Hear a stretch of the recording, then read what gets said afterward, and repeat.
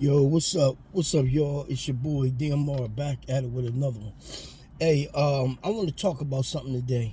I I had did a video about mental health yesterday, and I'm like finding that I'm not getting too many views on topics that affect people in society, and it's uh it's very shocking to me that you can have videos of somebody working out, but the people don't like and look at the videos that deal with topics that affect people every day. It's very understanding why we got the problems that we suffer. And I ain't just talking about the black community. I'm saying throughout the world, why the United States is so much in the uproar and the people is in so much in the uproar. And you see all of this stuff going on.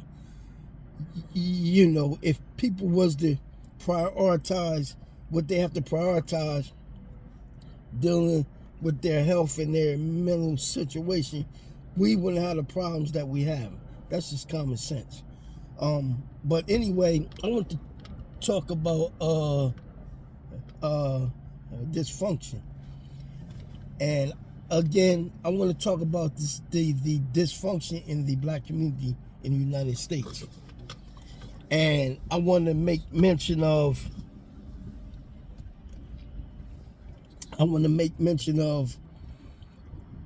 a lot of religious organizations and groups. Like I said before, the Islamic community. I want to deal with what they can do, but they're not willing to do it inside the impoverished areas in the United States. I want to speak about the black church and what I think about the black church. And I don't see anything in the community. And then I want to talk about the mental health and how this ties into the dysfunction of black people in general, because I got to deal with the group that I'm a part of first. You can't go deal with somebody else's issues when you can't even deal with your own issues. That's common sense. So anyway, I would like to speak about this.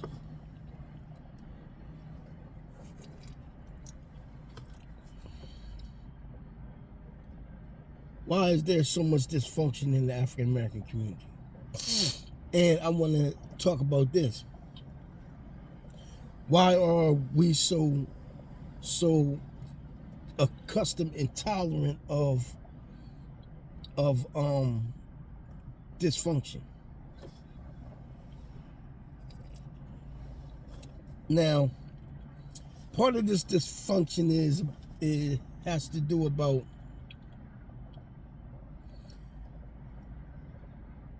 and I want to speak about this.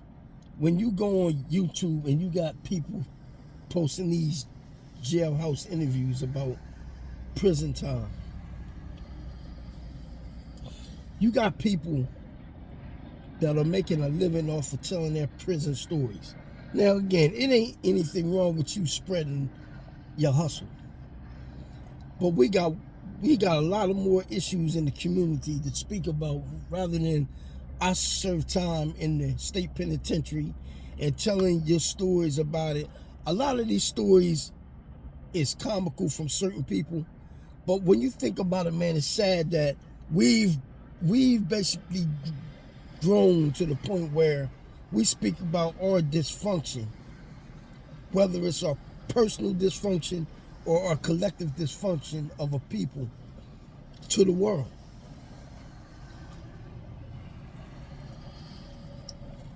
So I want to deal with this.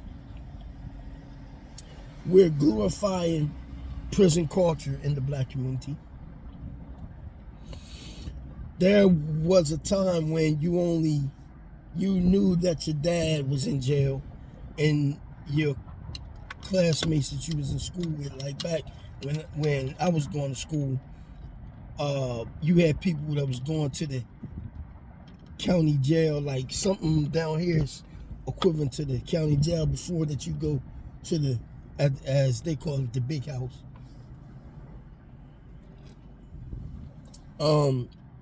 they would just go in, serve their time, get out, come back out, serve their time, get out, come back in.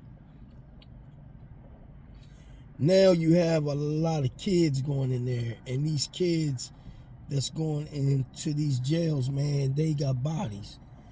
They have bodies. They actually have bodies. These kids is doing 50 to 60 to 100 years.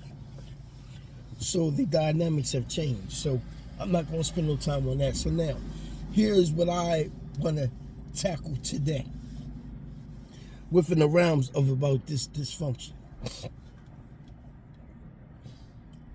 When you have religious organizations, and I have to say this, the Islamic community, whether you in the Sunni aspect of Islam or you in the Nation of Islam, and I want to talk about the Nation of Islam because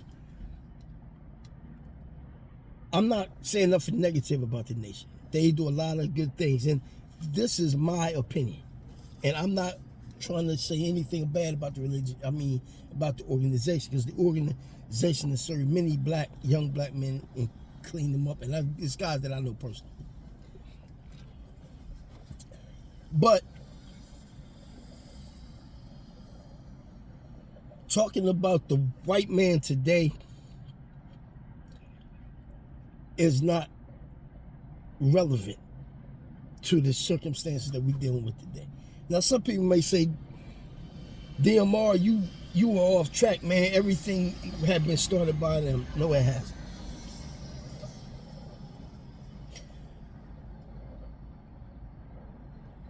When you're dealing with your own people's dysfunction and you see it, you should automatically attack it.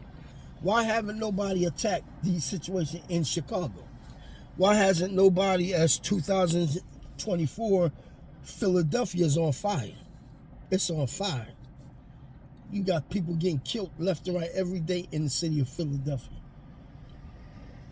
Phenomenal rates. I stay outside of Philadelphia. We get the tremor effect of Philly. So whatever happens in Philly, it trickles to down here.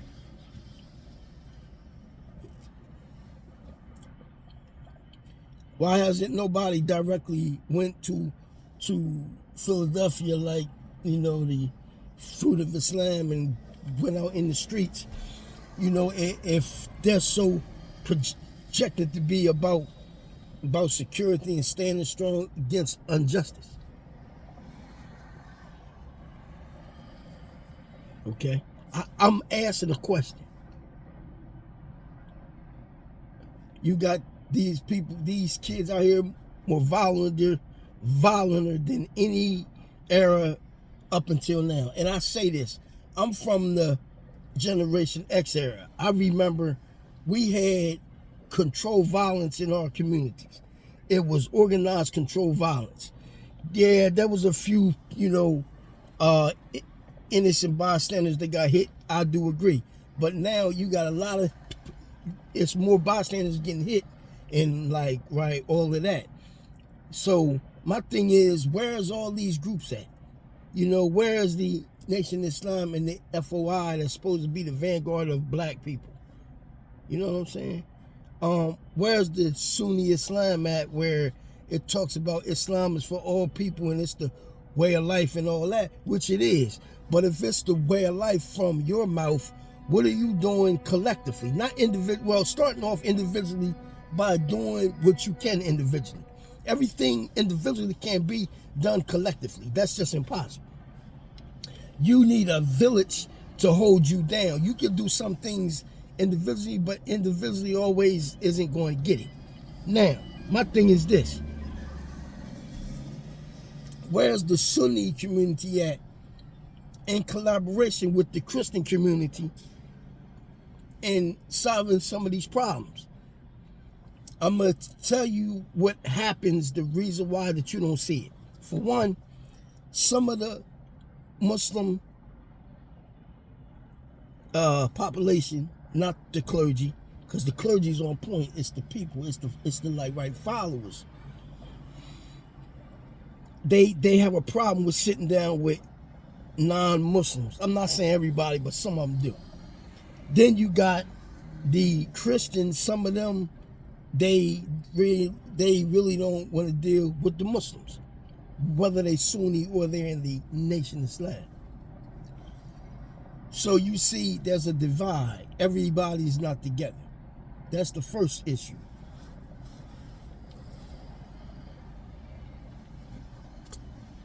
The next issue is where are the jobs in the black community?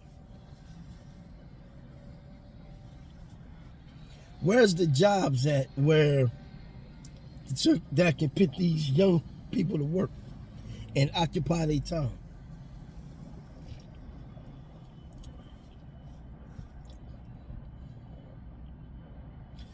So I dealt with the Islamic organization. I deal with the Islam as a way of life, which is the Sunni Muslims. And I want to add this too. Some of the people that's in the Sunni realm of Islam, which is Ahl Sunnah wal Jama'at, which is the one body of the Muslims. It ain't no faction, it's just one, and that one is the main one that you should follow, right? The majority of the Muslims that's standing on the truth, as they say, standing on the haqq, right? You have people, and I'm gonna touch on this cosmetic thing. You have people that wear a beard, they wear their pants above their ankle, they eat halal food, they recite good Quran, they got good tajweed, they have a solid aqidah, which is belief, but they are judgmental of every Muslim, especially the Muslims. And some of them have bad behaviors out in public against the Christians and the Muslims. So they think their way is the only way, called the Salafiyah. Salafiyah is the righteous predecessors that came before you that have practiced Islam to the best of what they're supposed to do. And they follow the example of the Prophet Muhammad. Now, when you say that you follow the example of the Prophet Muhammad, you have the best of character. Think about this. You have the best of character, right? You have good conduct. Show me one of these guys out here that's professed to be the righteous predecessors. They got beards, they got good tajweed, they hafiz the Quran, they got all the fiqh in the Islamic jurisprudence, but yet they fall short in their behavior. So how do you put all of this together to say that you're implementing Islam in its best way, in its full totality? You're not. It's only cosmetic that you're wearing, because the cosmetic gonna wear off and see what you really are. Right? So that means that you are nothing but, I forgot that word they use, impersonating. You're impersonating a Muslim, but you claim to be Muslim. That's what you're doing. And the same thing I say for the Islam community, go the same thing for the Christian community. I'm not saying all Christians are like that, but I'm saying some of them are talking about, I'm saved, but you out here judging men, talking bad about men, talking bad about your neighbor, talking bad about your girlfriend.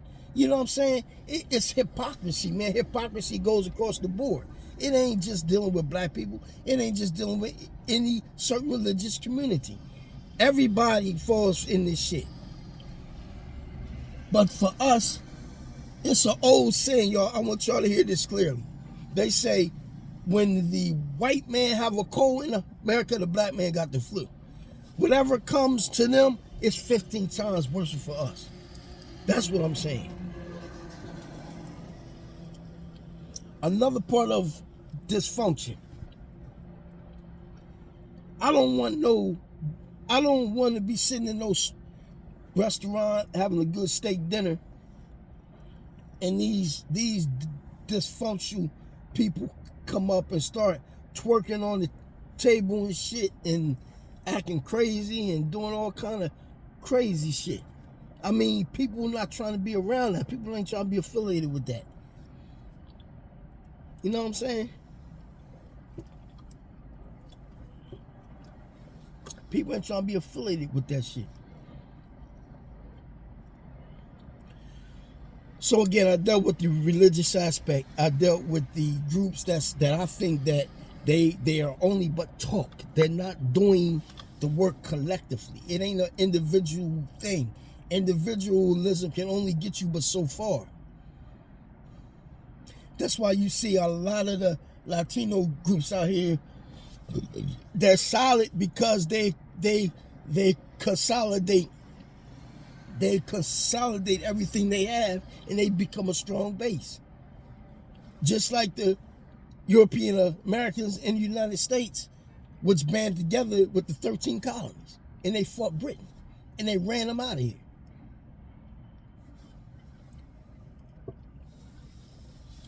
They consolidated everything they had. The founding fathers understood that dude Patrick Henry, he said, "Praise the Lord and pass the ammunition." I agree 100% with that.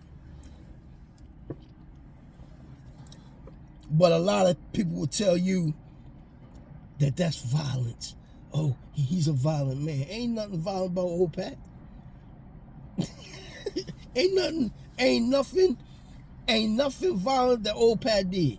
Old Pat was acting off of what he should have reacted on. He should have acted on.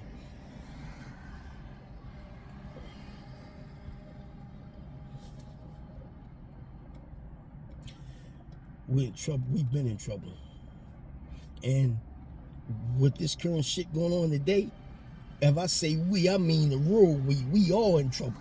Black, white, Latino, the people that's here now, and we in trouble.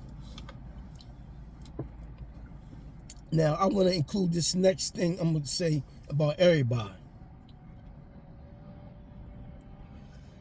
Everybody need to put aside their differences and understand what you're really facing here.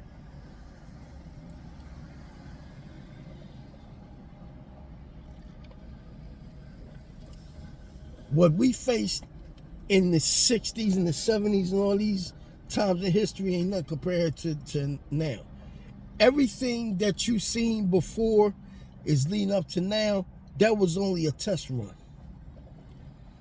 All the assassinations of Malcolm X, the assassinations of John F. Kennedy, the assassinations of Patrice Lumumba, the assassinations of Fred Hampton, Dr. Martin Luther King Jr., all this stuff that you've seen is only to add up to what's going to come. And what's coming, man, it's going to affect everybody. It ain't just going to affect black people, man. Get out of that. It's going to affect American households.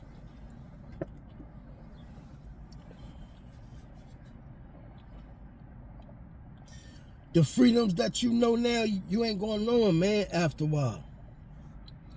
The freedoms that you see now that we grew up on, the values, although we have a history in the United States, understandable, yeah, I'm not trying to get into all that. I'm saying a style of living that every black and white person primarily came up in the United States, traditional stuff, you know, going to school, coming home, going to events, having fun, all this stuff gonna stop. So what I'm talking about now is much more bigger than just some black thing. Because once your freedoms is affected, all that stuff you talking about don't mean nothing, man. All that black and white and, you know, these people calling themselves the new Nazis and all this crazy shit. And then you got these groups, these black groups around here talking about, you know, what happened 400 years. Yeah, okay, man, 400 years ago, okay. You better think about what's going on right now.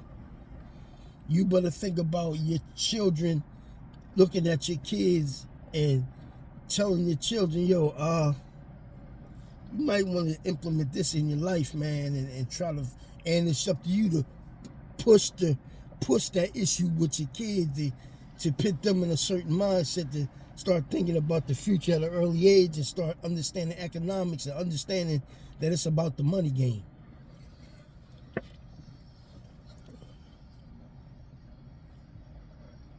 Yo, I'm telling you, we in trouble. And I say we, I mean we, everybody. I ain't just talking about black people.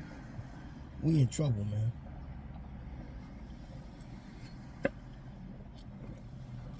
And it's scary because I'm gonna tell y'all something I seen a while back that's kind of frightening. And I want y'all to pay attention to this real closely.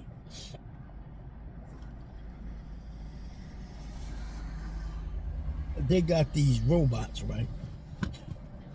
I seen this robot do some crazy stuff. They were showing simulations of what robots can do fighting a person, which is a human being. That robot annihilated that man. I think there was some form of MMA or fighting. That robot punched that man and broke his face, man. Understand that a robot is steel and it's iron. And they program what they want to the robot. They showed this robot doing arm shooting tactics, showing them doing maneuvers. And the guy was shooting something at the robot, and the robot ain't phased.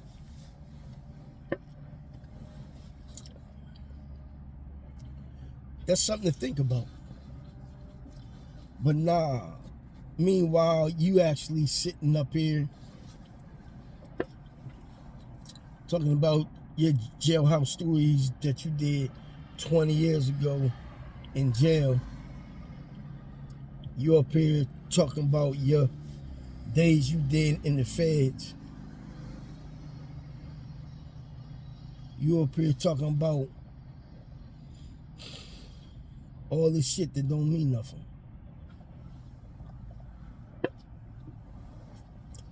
What is that going to do when it comes time for you to be starving in the street? What is this going to do for you?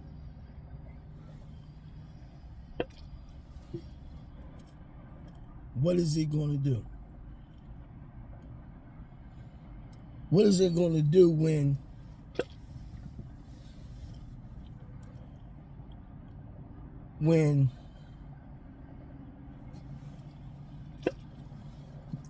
money is scarce and a lot of stuff that you had before that you ain't going to be able to have? What is that going to do when this happens?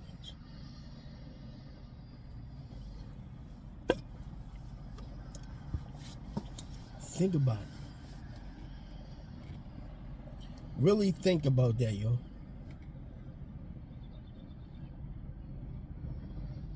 You know, I want y'all to really think about that.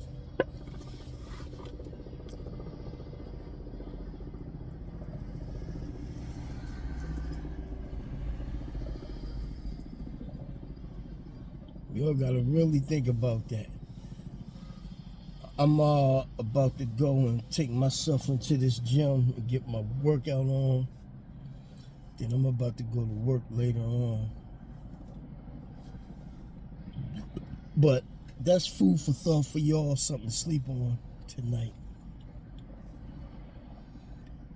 And when you're looking at your children, remember what I said. What is your plan for the future for your children? Think about that. Hit the like and subscribe button. Hit the thumbs up if you like my video. Hit the button. If you don't like my video, thank you for your view. I appreciate your time. It's DMR signing out. Peace.